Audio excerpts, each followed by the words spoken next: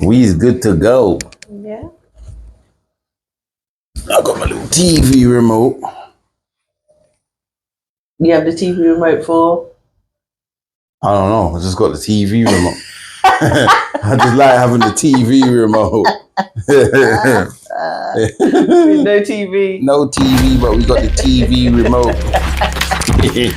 Oh, sweet James. What's going on? Bada boom, bada bing. We back in this thing, you know. Glitch TV.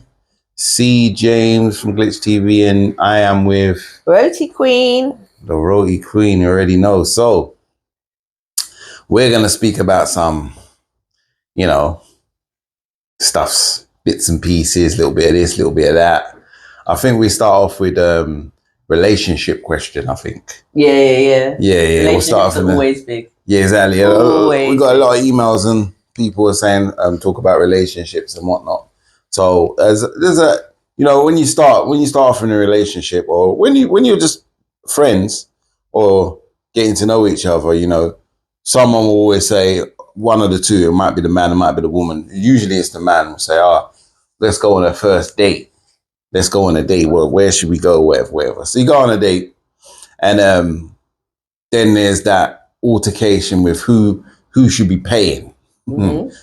Who should be paying, the man or the woman? Is it the person who suggested the date? I don't know. Like, who should be paying this thing? I personally feel like the initiation, the person who initiated the date should be paying. That's my thing. But just don't get too bright and say, I need to go to the most expensive restaurant and you're paying for all of that. Because people have their limits, right? But I truly believe, like, the person who initiated the date should be the one to pay because they offered. Because that person could have stayed in their house and just had whatever food they wanted, but you invited them at the house, so you have to pay for me to leave the house. Put it that way. Yeah, no, I get what you're saying. Yeah, that is a good point. Yeah. The person, that keeps it simple, isn't it? Yeah. So that means the man's always going to pay then. Not always, because women are like, let's go out, and then, I mean, I've done it. I've gone out. I'm like, yeah, let's go out, and I will take the bill. But okay. You know, it's just kind of who you are as a person. Because I know for me, I'm quite considerate, and I understand that both men and women work. And yes, men are traditionally meant to be the providers, but sometimes women like to treat men too, and it is very far and few between. But it does happen. You know, I feel no way to take a guy out. I'm like, it's on me. And the same with obviously a guy taking a woman out, it's on me.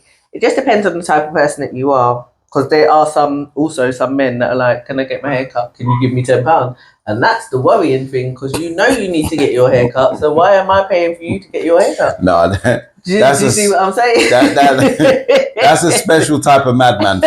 For a man to wake up, look in the mirror and say, you know what? I need a trimmer. You know? Hello. Can you give me £20? You're right. Yeah, how's your day again? All good, yeah? All right, bless. Well, I need a trim in it, so can you send £10 over to my account ASAP pronto? Thank you. Yeah, exactly. And put that on the phone. Exactly. That is a special sort of madman. He needs to stay on his meds and never, ever have a break of not taking his meds. Stay on your meds, because that is madman behavior.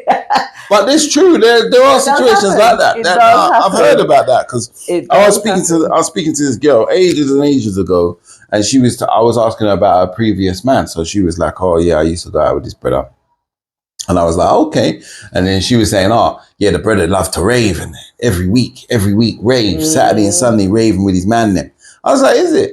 And she was like, "Yeah, he kind of finished off my pocket." So I was like, what do you mean? How would he have finished off your pocket? He's raving. What, you raving with him? She was like, nah, he used to rave with his boys. So I'm like, so how does your finances get involved in his raving? And she was like, because I had to buy him a new suit. I had to buy him new drip every weekend.